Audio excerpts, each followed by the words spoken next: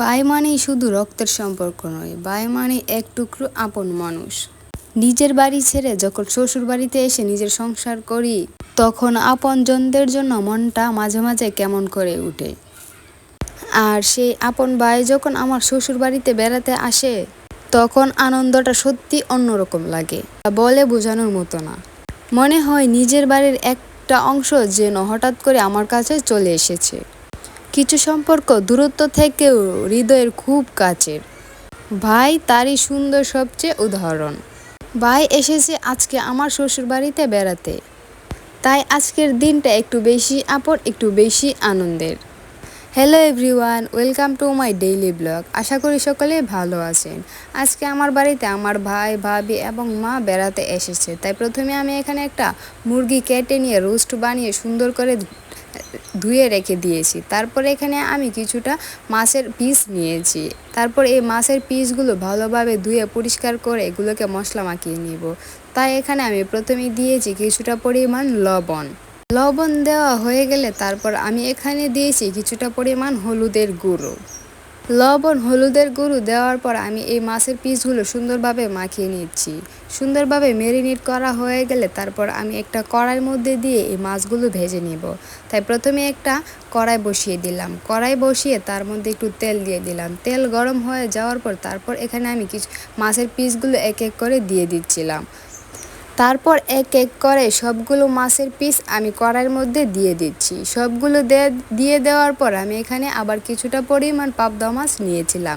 এই মাছগুলো ধুয়ে পরিষ্কার করে লবণ এবং হলুদ দিয়ে সুন্দরভাবে ম্যারিনেট করে নিচ্ছিলাম। তারপর আমি আগে রুই মাছের পিসগুলো সুন্দরভাবে ব্রাউন কালার যখন হয়ে গিয়েছে তারপর এই মাছগুলো উঠিয়ে নিয়েছিলাম। তারপর আবার সেই কড়াইতে কিছুটা পরিমাণ তেল দিয়ে পাবদা মাছগুলো ভেজে নিয়েছিলাম। তার ফাঁকে আমি এখানে এই মুরগির ডিমগুলো ধুয়ে ভালোভাবে পরিষ্কার করে এক এক করে একটা পাতিলের মধ্যে নিয়ে নিয়েছিলাম। কারণ এই ডিমগুলোর মধ্যে অনেক বেশি ময়লা ছিল, তাই এখানে আমি কিছুটা পরিমাণ পানি নিয়ে ডিমগুলো ভালোভাবে পরিষ্কার করে নিয়েছিলাম। পরিষ্কার করে হয়ে গেলে আমি এখানে পাতিলের মধ্যে সবগুলো ডিম এক এক করে দিয়ে দিচ্ছিলাম সিদ্ধ করার জন্য। সবগুলো ডিম ধোয়া হয়ে গেলে আমি এখানে কিছুটা পরিমাণ লবণ দিয়ে সিদ্ধ করার জন্য বসিয়ে দিয়েছিলাম। আর তারপর আমি এখানে চিংড়ি মাছগুলো ভেজে নিয়েছিলাম। এখানে একটা পাতা নিয়েছি ভর্তা করার জন্য। দেখেন চিংড়ি মাছগুলো ভাজা হয়ে গিয়েছে। তার ফাঁকে আমি একটা বিছনা করে নিয়েছিলাম তাদের আসার কথা শুনে, যাতে তারা এখানে বসে কিছুটা আরাম করতে পারে। তারপর অন্যদিকে আমার ননদ মাটির চুলায় এখানে মুরগিটা রান্না করে নিয়েছি। মুরগি অর্ধেক রান্না করার পর দেখতে পারে যে পাতিলটা নিয়েছিল প্রথমে সেই পাতিলটা ছোটো হয়ে গিয়েছে। তাই পাল্টি আরেকটা বড় পাতিল নিয়ে এর মধ্যে সবগুলো মুরগির তরকারি এটার মধ্যে ঢেলে দিয়েছে। তারপর এখানে কিছুটা পরিমাণ পানি দিয়ে দিয়েছে সিদ্ধ হওয়ার জন্য। কিছুক্ষণ পর এসে দেখি তরকারিটা একদম হয়ে গিয়েছে। চলুন আপনাদেরকে দেখাই তরকারিটা কেমন হয়েছে। 1 2 3, এই যে দেখেন, ওয়াও কত সুন্দর কালার এসেছে তরকারিটার মধ্যে। দেখতেই কত সুন্দর লাগছে, খেতে জানি কত না মজা হবে। তারপর মুরগি রান্না করা শেষ হলে আরেকটা পাতিল নিয়ে তার মধ্যে গরুর মাংস বসিয়ে দেবে। তাই গরু মাংসর জন্য প্রথমে এখানে দিয়েছে পেঁয়াজ কুচি, তারপর দিয়েছে এলাচ, তারপর দিয়েছে দারচিনি, তারপর দিয়েছে তেজপাতা। মানে এখানে গরম মশলা যা যা ছিল সবই এক এক করে এই গরম তেলের মধ্যে দিয়ে দিচ্ছে। আপনারা গরুর মাংস কীভাবে রান্না করেন অবশ্যই কমেন্ট করে জানাবেন, কষিয়ে নাকি হাতে মেখে। তারপর এখানে দিয়েছে কিছুটা পরিমাণ আদা বাটা। আদা বাটা দেওয়ার পর এখানে দিয়েছে পরিমাণ মতো পেঁয়াজ বাটা। পেঁয়াজ বাটাটা একটু বেশি দিলে তরকারিটা একটু ঘন হয়, তাই এখানে কিছুটা বেশি দিয়েছিল পেঁয়াজ বাটা। পেঁয়াজ বাটা দেওয়ার পর এটা একটু নেড়ে দিতে হবে, না হলে আবার নিচে লেগে যেতে পারে। সব ধরনের বাটা মশলা দেওয়ার পর এখানে দিয়েছে গুঁড়া মশলা। এখানে দিয়েছে হলুদের গুঁড়ো, তারপর দিয়েছে মরিচের গুঁড়ো, তারপর দিয়েছে কিছুটা পরিমাণ লবণ, তারপর দিয়েছে এখানে কিছুটা পরিমাণ ধনিয়ার গুঁড়া, তারপর সবশেষে এখানে দিয়েছিল জিরার গুঁড়ো। তারপর এখানে সবগুলো মশলা দেওয়ার পর এটাকে কিছুক্ষণ নাড়িয়ে দিতে হবে। নাড়িয়ে দেওয়ার পর এটাকে একটু ঢেকে রেখে দিতে হবে একটু কষানোর জন্য। যখন তেল একটু উপরে উঠে আসবে তারপর এখানে দিয়ে দিব গরুর মাংস। এই যে এখানে এক এক করে গরুর মাংসগুলো এখানে দিয়ে দিচ্ছিলাম এই মশলার ভিতরে। গরুর মাংসগুলো দিয়ে দেওয়ার পর এটাকে নেড়ে তারপর আবার কিছুক্ষণের জন্য ডেকে দিতে হবে, মানে কষানোর জন্য ডেকে দিতে হবে। এই গরুর মাংস যত বেশি কষাবেন তত বেশি মজা লাগবে এই মাংসটা। এই যে সবগুলো মাংস দিয়ে দেওয়ার পর এই মাংসটাকে মশলার সঙ্গে ভালোভাবে মিশিয়ে নিতে হবে অনেকক্ষণ ধরে নেড়ে নাড়ানোর পরে কিছুক্ষণ পর গিয়ে দেখি আমি তরকারিটা হয়ে গিয়েছে। আপনার এই তরকারি কালারটা দেখেন কত সুন্দর হয়েছে, দেখেন তেল একটু উপরে আসলে তরকারিটা খেতে অনেক মজা হয়। এই তরকারিটা আসলে খেতে অনেক বেশি মজার ছিল। তারপর এখানে দেখেন মাছগুলো এক এক করে ভুনা করা হয়ে গিয়েছিল। মাছের কালারটা দেখেন জাস্ট ওয়াও, খেতেও কিন্তু অনেক বেশি মজার ছিল। তারপর কিছুক্ষণ পরে দেখি আমার ভাই চলে এসেছে আমার বাড়িতে। দেখি বড় একটা বক্স নিয়ে এসেছে এইটার ভিতরে। আল্লাহ জানি এটার ভিতরে কি এনেছে আমার জন্য আমার ভাই। তারপর বাইকে ভিতরে ঢুকালাম। তারপর ভাই এই বড় একটা বক্স নিয়ে আমার বাড়িতে ঢুকে গেল বক্সটা রেখে। তারপর ওরা বসে কিছুক্ষণ বিশ্রাম নিল। বিশ্রাম নিয়ে নেওয়ার পর আমরা ওদেরকে শরবত দিলাম খাওয়ার জন্য। প্রথমে আমি আমার ভাবিকে দিলাম, তারপর আমি আমার ভাইকে শরবতটা দিয়ে দিলাম। এখানে আমার ভাই আমার মেয়েকে শরবত খাওয়াতে ব্যস্ত, তাই আমি আমার স্বামীকে দিয়ে দিলাম এই শরবতটা। তারপর আমি আমার ভাইকে দিলাম এক গ্লাস শরবত। এই দেখেন শরবতের কালার জাস্ট ওয়াও। আমার ভাবি মুখ দেখাতে লজ্জা পাচ্ছে, তাই মুখ ঘুরে ঘুরে খাচ্ছে। তারপর কিছুক্ষণ পরে দিয়েছিলাম ওদের জন্য নাস্তা। এখানে দিয়েছিলাম মিষ্টি, রসমলাই, আর এখানে দিয়েছিলাম কিছুটা ফল কেটে। ফল কাটার স্টাইলটা দেখেন কত সুন্দর, ফল কেটে কি সুন্দরভাবে সাজিয়েছে দেখেন। আমার ননদ এই কাজগুলো করেছে, এটা কিন্তু অনেক সুন্দর ছিল।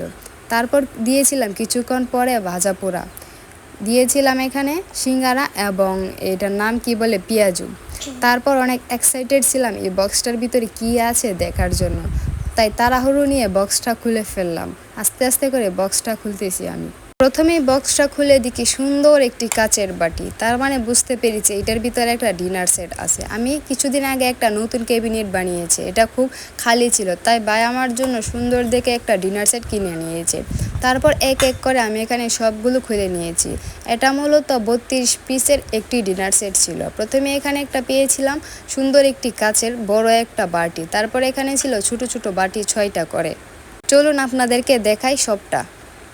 এই দেখেন বাটিগুলো কত সুন্দর, একটু সাইজে ছোটো আবার একটু বড় হয়। বাটিগুলো দেখতে আসলে অনেক সুন্দর ছিল। তারপর আরেকটি বক্স খুলে দেখি এটার ভিতরে কি আছে। বক্সটা খুলতে দেখলাম সুন্দর একটা কাচের এই নাস্তা দেওয়ার প্লেট, মানে প্লেটের থেকে পরিমাণে একটু ছোট এই প্লেটগুলো। এইগুলো কিন্তু সত্যি অনেক সুন্দর, এটাও 6টা করে ছিল। তারপর আমি এক এক করে সবগুলো ছোট প্লেট এখানে খুলে নিচ্ছিলাম। তারপর আরেকটা বক্সের ভিতরে ছিল এই বড় বড় প্লেটগুলো। এই প্লেটগুলো ছিল 6টা। এই প্লেটগুলোর মধ্যে ভাত খেতে কিন্তু অনেক সুন্দর লাগে এবং কমফোর্ট ফিল হয় আমার। এই প্লেটগুলো অনেক সুন্দর ছিল, দেখেন কতটা সুন্দর এই প্লেটগুলো। তারপর এই প্লেটগুলো আমি এক এক করে সবগুলো এই বড় বক্সটার ভিতর থেকে বের করে নিয়েছিলাম। তারপর আরেকটা বক্সের ভিতরে ছিল এইগুলোর উপরে এইগুলো দিয়ে 4 কাপ দেওয়া হয়। এগুলোর নাম কি আমি আসলে সঠিক জানি না, আপনারা নাম জানলে অবশ্যই কমেন্ট করে জানাবেন। এটার ভিতরে কাপ দিয়ে মানুষদেরকে চা পরিবেশন করা হয়। এই ছোট ছোট প্লেটের মতোই দেখতে, এটার নাম কি আমি আসলে জানি না। এটাও ছিল 6টা করে। আমি এই 6টা ছোট ছোট পিসগুলো বের করে নিচ্ছিলাম এই বক্সটার ভিতরে। তারপর শেষে একটা বক্স ছিল, এই বক্সটার ভিতরে ছিল মূলত চায়ের কাপ। চায়ের কাপগুলো দেখতে কতটা সুন্দর ছিল বলে বোঝাতে পারবো না। মাশাআল্লাহ অনেক বেশি সুন্দর ছিল। আমার সবচেয়ে বেশি এই চায়ের কাপগুলোই পছন্দ হয়েছিল। চলুন আপনাদেরকে দেখাই এই চায়ের কাপগুলো। এই যে দেখেন এই চায়ের কাপগুলো কত বেশি সুন্দর, আমার কাছে পার্সোনালি অনেক বেশি ভালো লেগেছে এই চায়ের কাপগুলো। আপনাদের কাছে কেমন লেগেছে অবশ্যই কমেন্ট করে জানাবেন। তারপর আমি ভেবেছিলাম হয়তো এটার ভিতরে আর কিছু নাই, শেষ, কিন্তু না, পরে আরেকটা বক্সের ভিতরে এইটা পেয়েছি। এইটার নাম কি আপনারা কমেন্ট করে জানাবেন। এইটার ভিতরে নাকি ভাত দিলে অনেক বেশি সুন্দর লাগে। তো এই ছিল ডিনার সেটটা সম্পূর্ণটা। আপনারা দেখেন ডিনার সেটটা অনেক বেশি সুন্দর ছিল। সময়ের কারণে ভালোভাবে ভিডিও করে দেখাতে পারিনি। ইনশাল্লাহ কোনো একদিন আপনাদেরকে সবটা দেখাবো। আমার ক্যাবিনেটটা ফুল করতে পারলে আপনাদেরকে ফুল একটি ভিডিও দিব আপনাদের সামনে। তারপর বড় একটি কার্টুনের মধ্যে দেখেন আমার মেয়ে বসে এখানে কি করছে, দুষ্টামি করতেছে এই বক্সটার ভিতরে বসে। সে তো অনেক বেশি খুশি বক্সটা পেয়ে, দেখেন ওকে দেখেই বোঝা যাচ্ছে কতটা বেশি খুশি ও। তারপর ঘন্টাখানেক পর আমরা ওদেরকে খেতে দিয়েছিলাম। প্রথমে এখানে আমরা পোলাও ভাত বেড়ে নিয়েছিলাম। তারপর এখানে ডিম নিয়েছিলাম একটা বাটির মধ্যে। তারপর এখানে আমরা কিছুটা পরিমাণ সালাদ বানিয়েছিলাম, মিক্স সালাদ যেটাকে বলে। তারপর এখানে এক এক করে মাছের আইটেমগুলো তুলে নিয়েছিলাম। এখানে পাবদা মাছ, তারপর এখানে রুই মাছের টুকরোগুলো নিয়েছিলাম। তারপর এই দেখেন এটা ছিল মুরগির মাংস। তারপর এখানে তুলে নিয়েছিলাম গরুর মাংস। দেখেন গরুর মাংসর কালারটা কত বেশি সুন্দর হয়েছিল। তারপর এখানে একটা গুঁড়া মাছ দিয়ে টকের তরকারি রান্না করেছিলাম। এই তরকারিটা অনেক বেশি মজা হয়েছিল মাছ মাংসের থেকে। তারপর এখানে একটা শুটকির তরকারি রান্না করেছিলাম আমার ভাবির জন্য। আর এখানে একটা বড়া রান্না করেছিলাম। এই বড়াটা কি বলেন তো আপনারা, দেখি আপনারা বলতে পারেন কি না। তারপর এখানে আরেকটা প্লেটের মধ্যে চিংড়ি মাছগুলো তুলে নিয়েছিলাম। তারপর যে পাতাগুলো আপনাদেরকে দেখিয়েছিলাম সেই পাতাগুলো দিয়ে এই ভর্তাটা বানিয়েছি। তারপর ফাঁকে ফাঁকে আমরা এখানে কিছুটা মজাও খেয়ে নিয়েছিলাম। অনেকগুলো মজাও এনেছিল, আমরা এখান থেকে মজাগুলো খাচ্ছিলাম আর সবগুলো বেড়ে দিচ্ছিলাম। এই তো ছিল আমাদের আজকের আয়োজন। তারপর খাওয়া দাওয়া শেষ করে আমার ভাই, ভাবি এবং মা আমাদের বাসা থেকে চলে গিয়েছিল। ওরা যাওয়ার পর আমার অনেক খারাপ লাগছিল। এত হাসি খুশির মাঝে ওরা চলে যাওয়ার পর আমার অনেক কষ্ট লাগছিল। সো ভিডিওটি আজকে এই পর্যন্তই। যদি ভিডিওটি ভালো লাগে অবশ্যই লাইক করে দিবেন এবং জানাবেন আমার ব্লগটি আপনাদের কাছে কেমন লেগেছে। টাটা সবাইকে, আল্লাহ হাফেজ।